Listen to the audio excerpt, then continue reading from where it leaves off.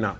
d4 by Quang Liem, and Magnus responds back with adjusting all his pieces, like he always does. This promises to be an exciting encounter because Quang Liem is one of the finest players in the world with a rating of 2741, and with the white pieces he's extremely strong. Magnus now takes a bit of his time, opens his bottle, drinks some water. He's not playing his first move here yet, but he's thinking whether he should choose d5 as his first move or knight f6. He goes knight to f6.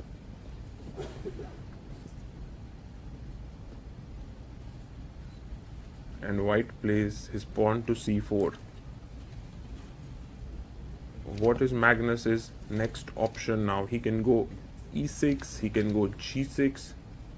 He decides to play the solid line with e6. Vietnam has performed very well in this tournament, and a win against Norway would be something that they would really love to take back home. But it really depends on the board one. If Quang Liem manages to hold Magnus, that would be surely giving Vietnam a huge edge. We have Queen's Gambit declined now. Knight comes out to c3. Generally, there are two ways to play here. One is g3 for the Catalan and knight c3.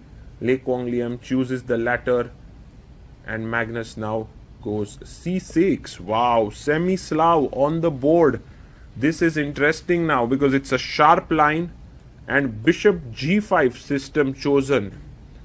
There are many interesting ways to play. You can take the pawn, you can play h6, but Magnus decides to play the more solid knight bd7. e3, this is known as the Cambridge Springs variation. You can go queen a5 now to play the Cambridge Springs, but Magnus goes h6. He's trying to go for another setup here. h6, the bishop goes back to h4, and now bishop to e7 seems like the most natural move here to play. Well, you can see that black is playing a very solid strategy. His bishop on c8 is not that great. It feels like Magnus has gone back into the 1920s or 1930s era, where he does not care about the opening evaluation, is ready to give white a small edge and then equalize very slowly. This is not how modern day chess players are playing the openings. They want to play it more directly. But Magnus is this perfect synthesis of modern era plus having classical chess knowledge. He castles here. And Quang Liem now can play bishop d3. But he plays a3. And notice how he's not developing his bishop on f1. Because whenever Magnus takes, he wants to take back with one full tempo saved. And Magnus also not committing. He goes a6. So that after take, he can go b5, bishop b7 and c5. So it's a battle for one tempo, and now cd taken here by Quang Liem. And I think logical is to take with the e pawn. He takes back, e takes d5 is on the board. Now just bishop d3, short castle seems like the way in which white should continue. He goes first queen c2 here.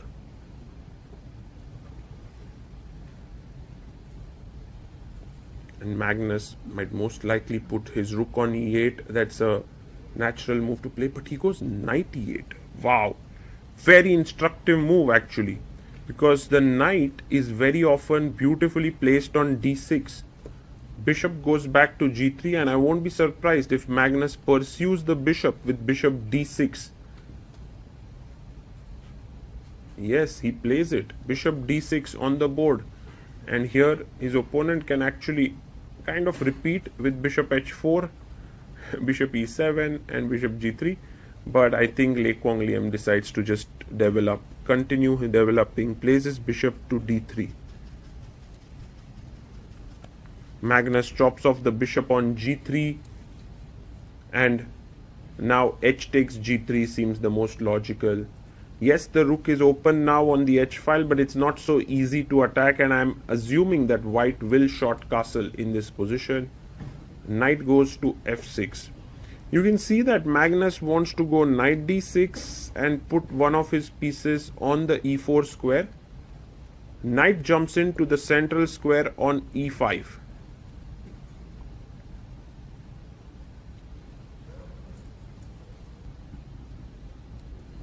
And now knight to d6 played.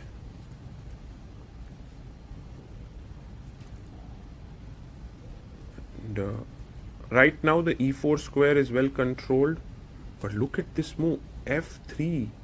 Very, very ambitious move by Quang Liem. He could have castled here, but instead he goes f3. He wants to put his king on f2.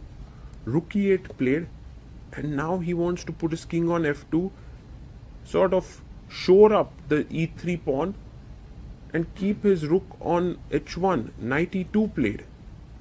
Okay, this is slightly risky strategy, I feel. Okay, the first order of the day is to remove this knight, and that's why knight d7 makes a lot of sense. Now, if you were to play f4, then after f6, anyway you will have to trade. So I think, oh, he goes rook h5. Very interesting. But I guess Magnus will play f6 and force the knight to anyway trade here.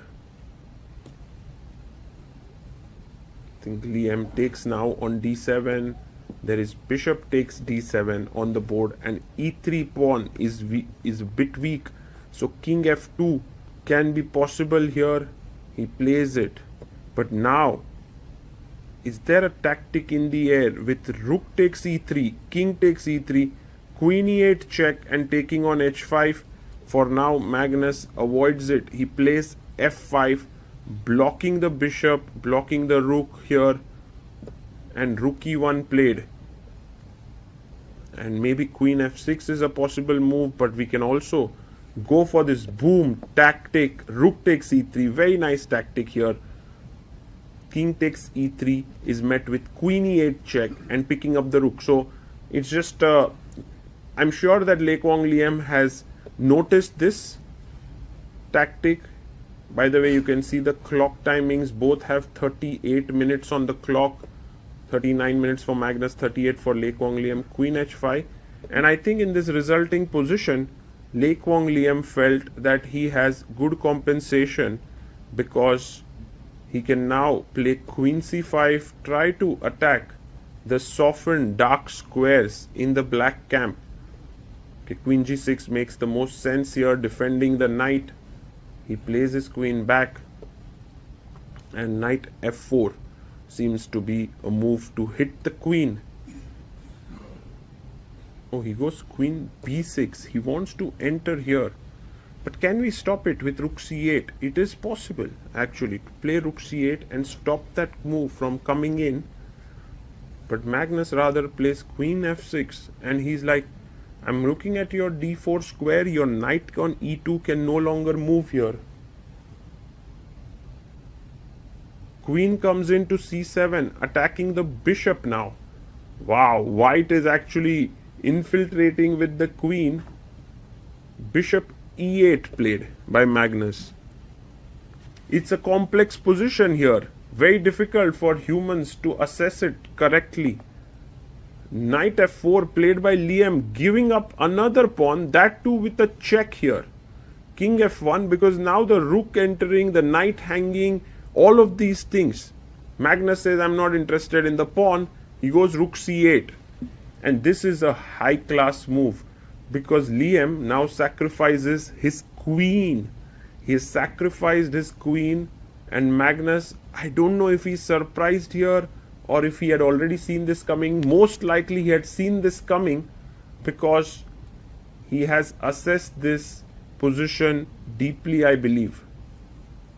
You can see that Liem is going to get not just a rook and a piece, but in fact two pieces after take and take. So rook takes e8 taken, check. Now king has to go to f7. If you go to h7, then later on this diagonal will make you worry a bit. So king f7, good move. And now rook takes c8, very likely move. The problem here that white faces is that materially he is doing very well, but the pieces do not have a very fixed square. So now a check to the king, and later if g5 is played, the bishop is hanging. So all these factors are creating big problems. King f1, and now g5 is the move. So he does play g5. Good move there by Magnus. If the knight moves, the d3 bishop falls.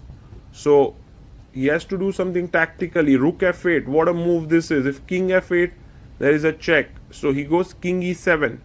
Knight hanging. Rook hanging. Bishop would hang if the knight moves. What a position. Knight g6 check played. Now king comes to d6. Somehow, magically, white has managed to save all his pieces. In fact, he's even taken this pawn. But Magnus has assessed this position unbelievably well, that after queen takes b2, his king is now running here, so there's no way to weave a mating net. And these 4 pawns are extremely strong. This is just another level of play, another level of assessment that Magnus does. And that's the reason why he's world number 1 for over 10 years in chess now. Maybe not 10, it may be 14 years he's number 1. Queen takes a3. This is the quality of chess he can play. He can basically understand that this position, the queen is just way superior than these 3 minor pieces. King f2, and it's time for the a pawn to rush down the board. a5 played. And slowly and steadily, Magnus is going to end up with an extra queen on the board.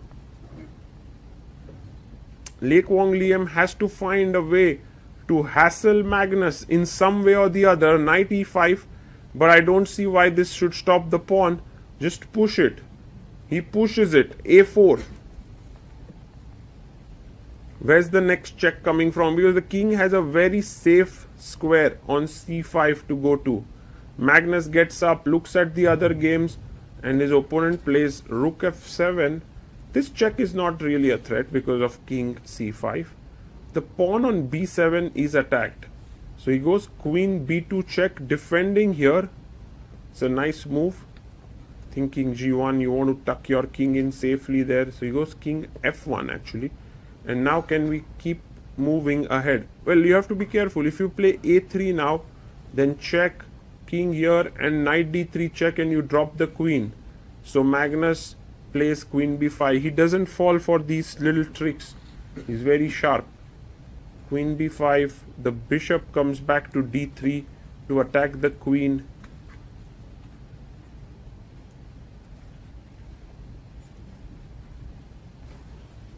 And now queen to b3 played. This time the queen is well placed. Safe. Check. Then I can go king c5. Bishop comes back to f5. I don't see this helping in any way. Let's push the pawn forward. a3. Step by step, Magnus Carlsen has outwitted his amazing opponent here. Knight d3 comes in. Maybe a mating idea has been put up. Rook d7 is a mate. If you're careless and play a2, that's a mate. But Magnus just chops off the knight. What a move there. Bishop takes d3 and now plays a2. There's no way to stop the pawn. You're making another queen and it's all over here. Rook takes b7 played and a1 queen. Now Magnus is material up. 2 pawns in the center. He has a queen for a rook and a bishop. And this is brilliant play here by Magnus. Truly phenomenal. And after king e2 here by Quang Liem, he's just trying to make a couple of moves. I'm sure he's going to resign now, because there is queen g1, nice move. If king f3, trying to hang on to the pawn, there's g4, and if you take here, I give you a check and I win your bishop. So